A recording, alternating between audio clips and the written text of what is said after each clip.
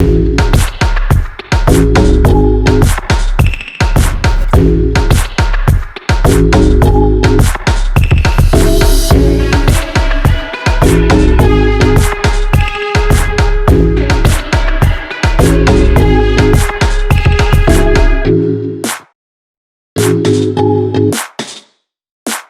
guys, welcome to Between Two Palms. We are here talking about all sorts of things that we want to know. You guys have sent in a bunch of questions. We have some of our own questions and we're sending them out to some of our favorite people to see what they have to say. So I want to introduce my very wonderful friend April. I appreciate you being here. Oh, I'm honored to be here. So tell us a little bit about who you are and how you landed on this couch. Okay, my name is April Woolley. I am a music teacher by day and a creative person every other minute of the world. I landed on this couch because I met you and I love Bkindcity. I love Buffalo. I love all the things that you do. And when I see a fellow person who's creative, I have to be involved. And so that's how I ended up on this couch. I love that. Just magnetized. Absolutely. Cool. 100%. All right, so there's a bunch of questions on here. You have no idea what they are. You've never seen them before. Okay. I want you to shuffle or pick something randomly and go. And do you want me to read it? Yeah, oh loud yeah, first? so read the question out loud. Oh, okay. Which one is the hardest thing to say? I need help. I'm sorry you. I love you. Or let me sound it out. Worcestershire sauce. Worcestershire. That would be one. I would have to say, although Worcestershire sauce is hard to say, but delicious.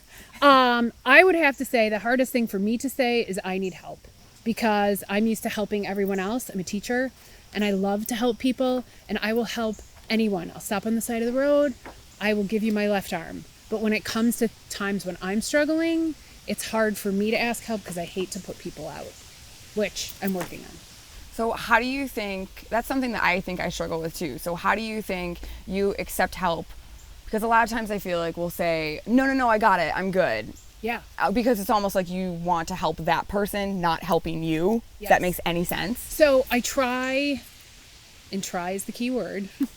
I try to speak to people like I would speak to people, which it makes, like, what would I say to someone if I saw them struggling? Especially like with my students, with anything.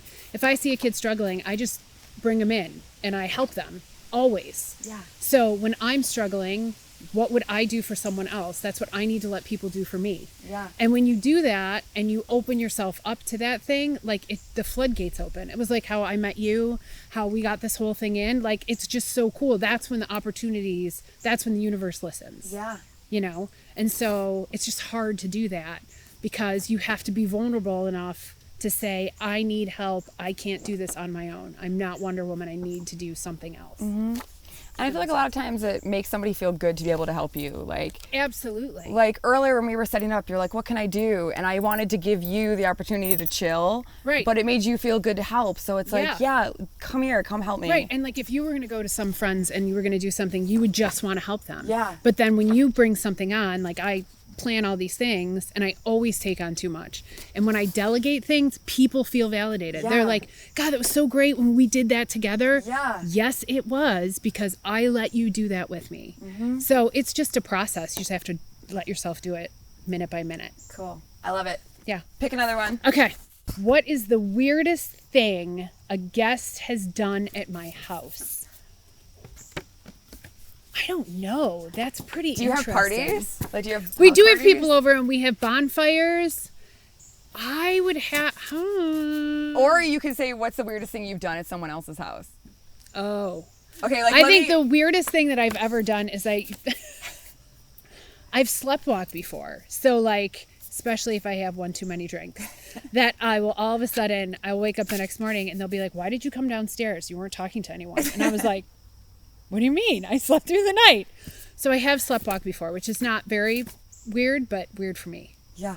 So okay, so are you an over or an under toilet paper person?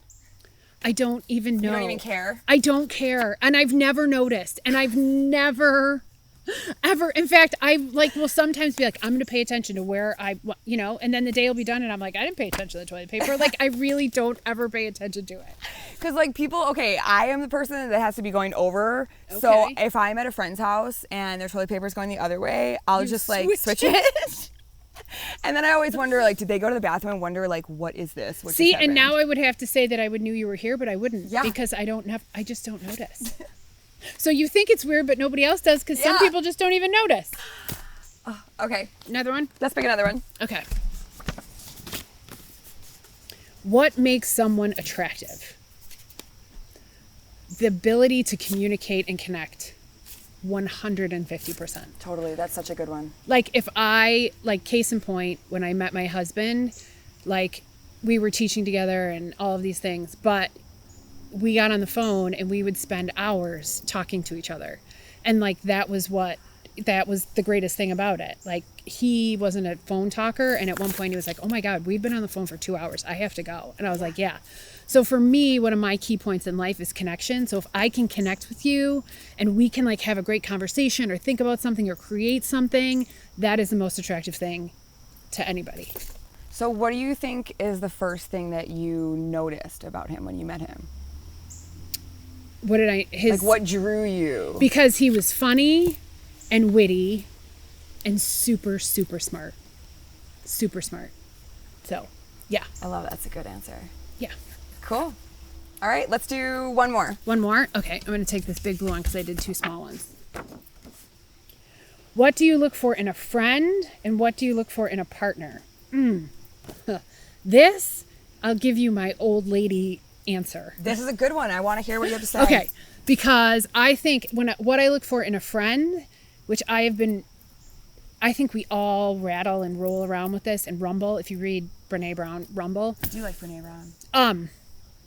But friends can come and go in our lives. And I think if we pay attention, then the right person that is in our life brings the right thing that we need.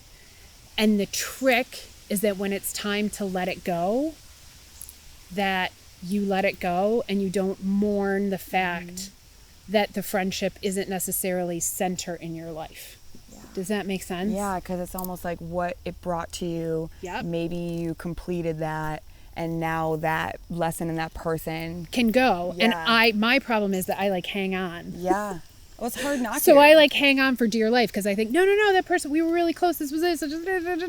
But the beauty is when you can let it go and then let other beautiful relationships come into your life. So I think what happens as a really good friend, again, is to be, what do I look for in a really good friend? What do I look for in a partner? Somebody I can connect with, somebody I can really talk to and helps me see things for who they are, who I can lean on, who I know I can call.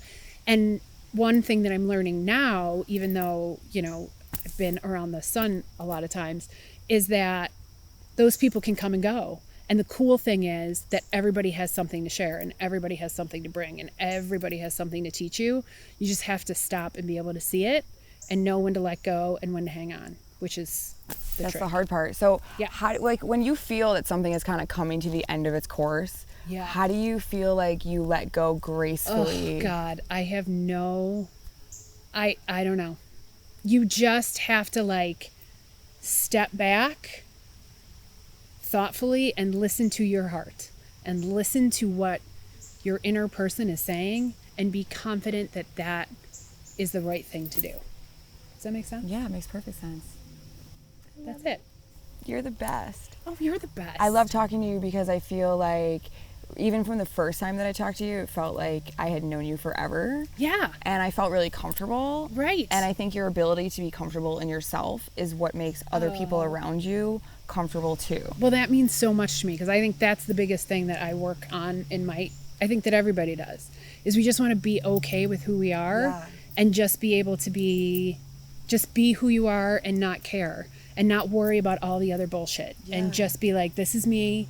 This is who I am, this is how I am, and not feel bad about it. And that is a constant learning process, I think, for everybody at every age. Do you think that you've always been like that, or do you think you just grew into that? No, I grew into it. I work on it every single day. How? And I'm still not there. I read books, I listen to podcasts, I talk to myself, I try to bring, stupid things like the inner voice that always listens to you, like the one that always tells you that you're full of shit, and the one that tells you that you shouldn't wear that shirt, and the one that tells you that you shouldn't do all these things. Like, I gave her a name, and now I talk to her like she has a name, and she has like a face, and I can look at her and be like, shut up, Jen. I don't need that anymore. Like, stupid little things like that. Good. And it helps. Yeah. And so we're just constantly evolving. Like, I never want to get to the end, because there's always something new that you can do. Like, as much as you can love yourself, the next day you can love yourself even more. Yeah. The next day that you can meet somebody that you can bring into your life is the cool thing that you can bring in a new opportunity, you know? Yeah. The song never ends. It just turns into something cool. And so to be able to be in this life and watch that shit happen is amazing. You know, that's the magic. So if you could tell your younger self something, what would it be? Or give her any advice? Worth and so much more than you ever dreamed of. Just hang in there. It gets so much better. I love that. That's what I would say. I love that. Thank you. You're welcome. Okay, we'll see you next time. Yep, on Between Two Palms. Cool. Bye. Thank you so much, guys, for being here. I hope you enjoyed this episode of Between Two Palms. This has been an awesome experience for us to talk to people, hear what you have to say, hear your answers, and all the things that you think about the world. So if you think that you have a question you want to hear, carpe that DM. Let us know what you want to say. If you have someone that you think would be a really good fit for a guest, or you think you want to be a guest, carpe that DM and let us know.